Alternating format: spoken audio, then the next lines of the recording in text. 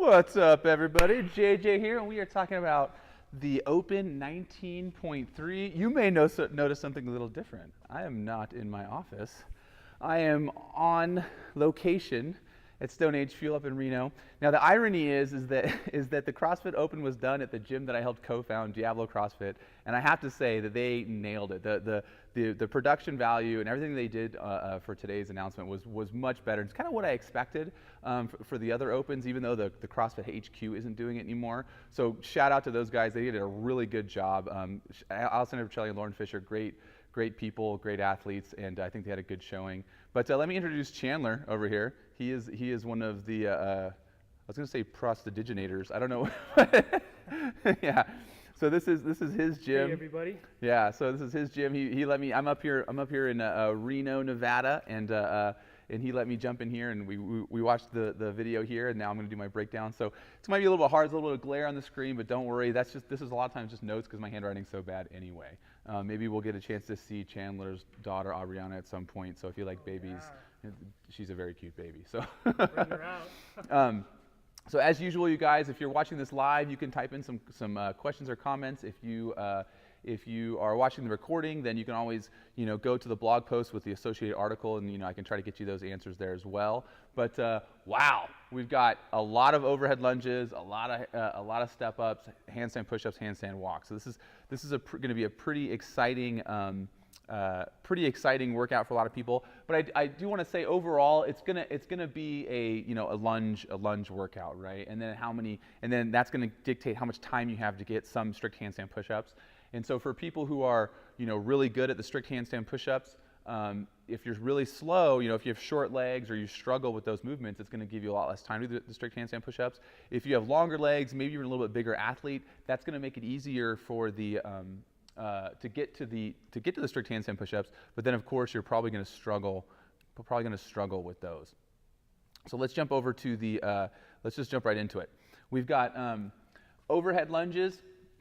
Now, this is something that we do a lot in Thrivistry, so it shouldn't be too much of a surprise. But one of the big things I like to teach people when it comes to lunges is spreading the floor. And so when you take that step, we want to make sure that you're pushing with both legs front to back. And so for some people, you see Alessandra and Lauren, they're able to step into the next rep. But what you want to do is you want to get that step, and then you want to think about going straight down and straight up, like this, because then you're using both legs. If you touch the knee and shift the weight and pick the weight up, now the front leg is doing all the work. Well, that's going to make your legs a lot more tired for the step-ups that are coming up. So you want to make sure that you think about going straight down, straight up, and spreading the floor. Imagine those floor tiles, those horse stall mats, and you're pushing them apart. That's going to engage more muscles in the hips, and it's going to help you pop up. And that way you can take more deliberate steps. I think you guys should switch arms more often, especially if you plan on getting the handstand push-ups. It could be easy just to kind of grind out with one arm, but the problem is that's going to fatigue your shoulders a lot. They're going to get some recovery here, but they're still going to fatigue your shoulders for the strict handstand push-ups. So at least every 25 feet, go to the 25 feet. When you go to turn around, just do a quick switch and then get it locked out again. Again, you can push jerk it or push press it up, so you don't have to press it up. You can use two hands to get it up overhead. As long as it's locked out and you're behind the line, you're good to go. So you should switch arms pretty often on this. Now you'll see some people you might hold the head of the dumbbell so it's vertical. That's going to work for some people. But what that tends to do is flex the wrist. And if you're flexing the wrist, that can kind of wind everything up and make it harder to lock out. So I think most people are going to have a easier time with a more neutral grip. And then that way they can hold it. Now, if you have shoulder mobility issues, spending some time on some shoulder mobility to help get that lockout is going to allow you to support the weight with your skeleton rather than muscles, right? If your shoulders collapse and your elbows bent, again, you're going to be way more fatigued when you get to these other movements.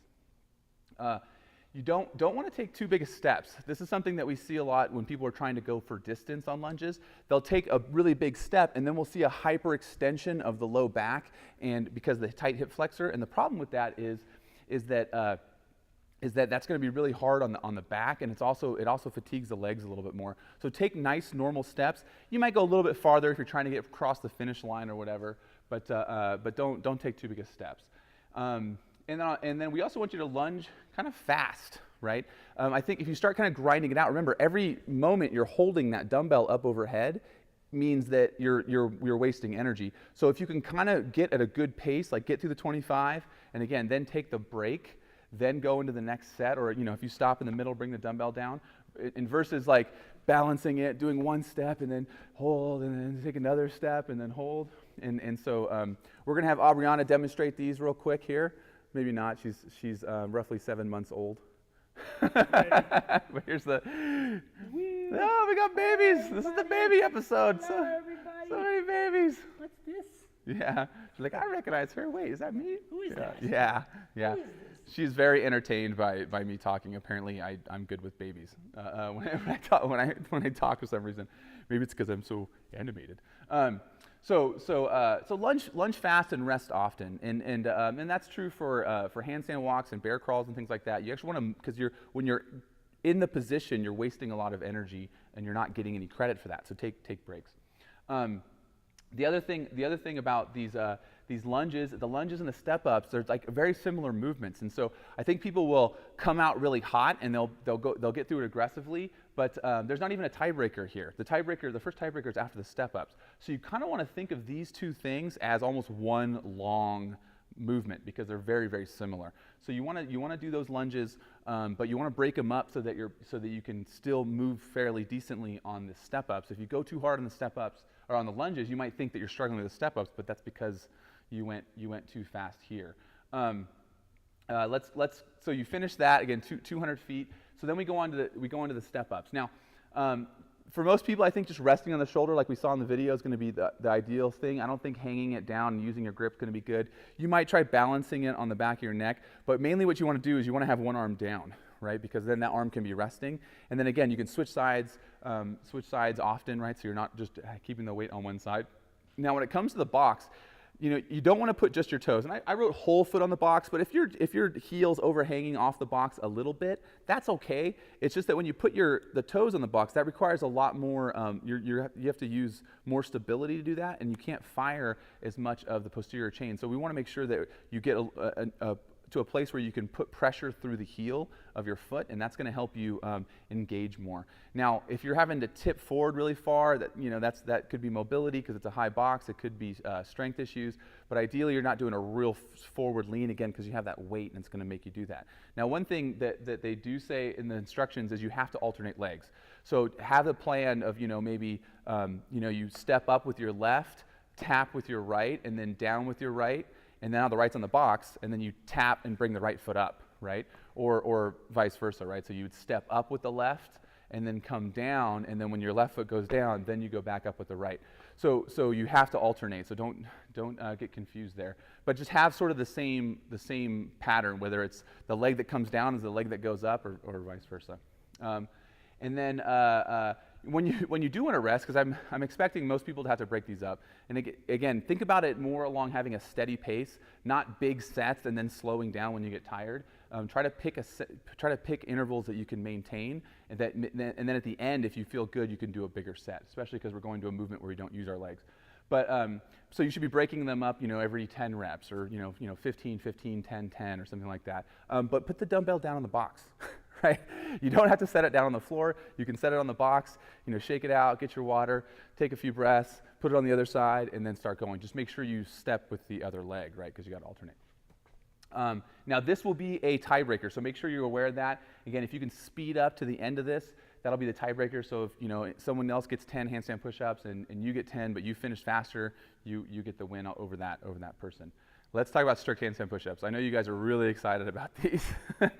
We just finished a 6-week cycle of strict handstand push-ups, so hopefully you guys got a lot more competency with your strict handstand push-ups. We were doing lots of a little bit higher volume sets, so we were doing some 6s and 8s and things. So you guys should be pretty confident with these. If you could only get one, that's great. Getting into 1 or 2 handstand push-ups is going to put you way ahead of everyone else who can't do a single one. So for leaderboarding purposes, that could be a big gain for you.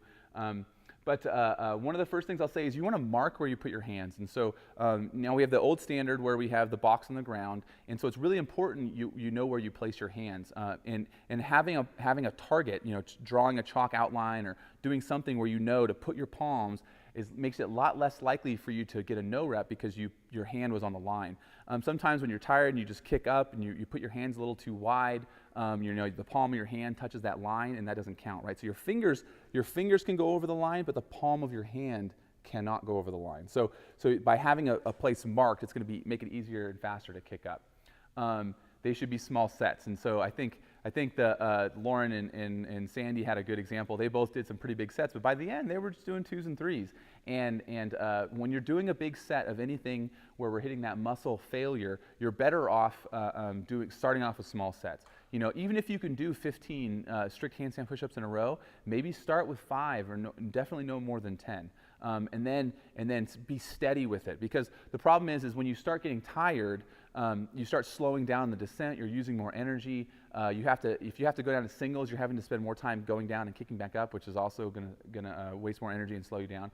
So if you can maintain those sets, and then you get to 40 and you're feeling good, maybe you do 6 or 7, or you do 2 quick sets of 5. But doing small sets from the beginning is going to be good, and that's for the people who can do a lot of handstand push-ups. Obviously, if you're somebody who struggles with handstand push-ups, and maybe you can't quite do 1, or you're right around 1, then it's just whatever you can do to get 1, right? So let's talk about that. So one of the most important things when doing strict handstand push-ups is that you engage your abs and your butt, right? So the problem is that when we're kicking up to a wall and our legs are swinging in the air, most people they're thinking about their arms and their shoulders and being upside down and that their wrists hurt and all these things. So you want to make sure that you're actually squeezing your butt and your abs, and by locking those muscles, that's a signal to the brain that we can actually push hard with these arms. This is why engaging the legs in the core is so important on things like bench pressing. So we want to make sure you squeeze your abs and your butt. So if you're going to kick up to a strict handstand, you're going to make sure that you're locked in. Your quads are locked, your glutes, your abs, everything's locked. And then you're going to come down. You're not going to drop fast, but I also don't want you to go super slow. But you're going to come down, and imagine like you're being compressed like a spring. And as you come down, you're building pressure, and then as soon as you touch your head, boop, you go back up again, right? Just checking the feed here, and so that's concentration of pressure is going to help you get that 1 rep. You want to make sure your toes are actually pulled towards your knees a little bit so that the back of your shoes rubbing. No part of your body can touch the wall other than your shoes on these strict, and so the back of the shoe should slide a little bit more. You just don't want to be fighting gravity and then have the rubber the sole of your shoe squeaking on the wall and kind of producing more resistance. So that's going to be it. If you've never done a strict handstand push-up and you can't do them when you're totally fresh, you can get over here and try, but just don't be completely upset if you can't do them after this workout. Now, again, there's a lot of excitement, a lot of adrenaline that can sometimes get you your first handstand push-up, but it's definitely not what you can do. Usually, you're not going to do it here in this environment when you're already tired from everything else, especially with all those overhead lunges. Remember, that's going to make the handstand push-ups harder. Now, I've got a couple diagrams here. It might be kind of hard to see, but some people are going to do they're going to use plates as a spacer, and then they're going to have a pad in between. So if you're doing the RX, that pad needs to be the same height as the plates.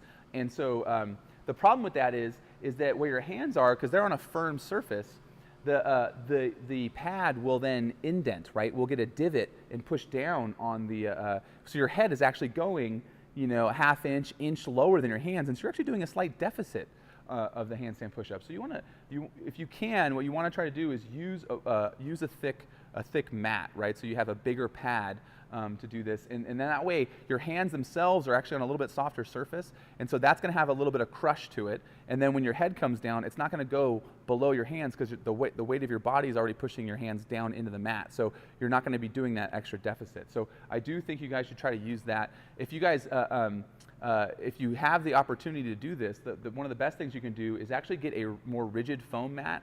They have those stackable plyo boxes that they have the real thin one. You can make different heights. And then you put a softer mat underneath, so the whole thing has a little bit of give to it. That way it doesn't hurt your neck as much if you're going pretty fast and you're bouncing a little bit. But then you have the more firm surface on the top. So if you have that option, another thing to point out is, a lot of people use those puzzle mats, so the mats that interlock. The problem with those is that those interlocking mats will tear apart because of the width of the hands.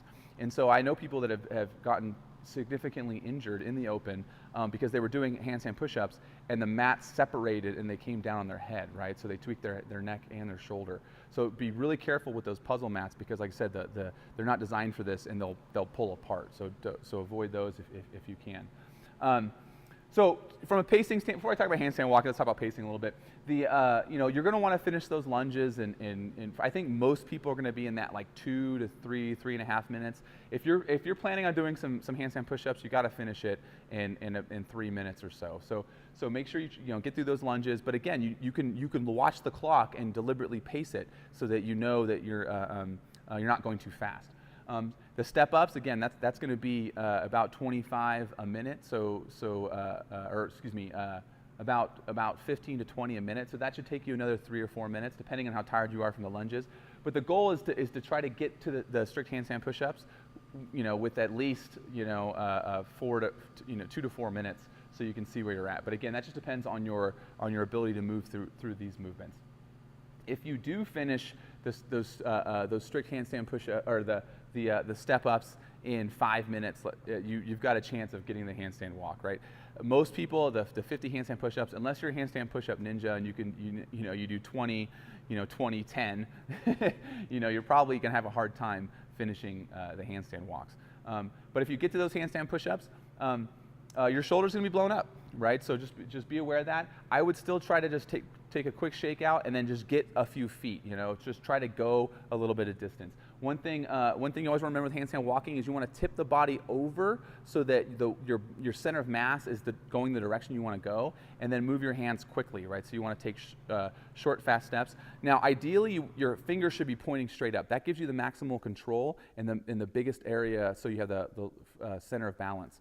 If you start turning your hands out, this is an option if you have wrist mobility issues and you can't flex past 90 degrees. If your wrists, you have to turn them out, but that gives you a lot less control when you're going into a handstand walk. So just be aware of that. But if you have wrist issues, then you may have to do this, and you may have to just do 5 feet at a time. Just move through and then rest. Move through and then rest.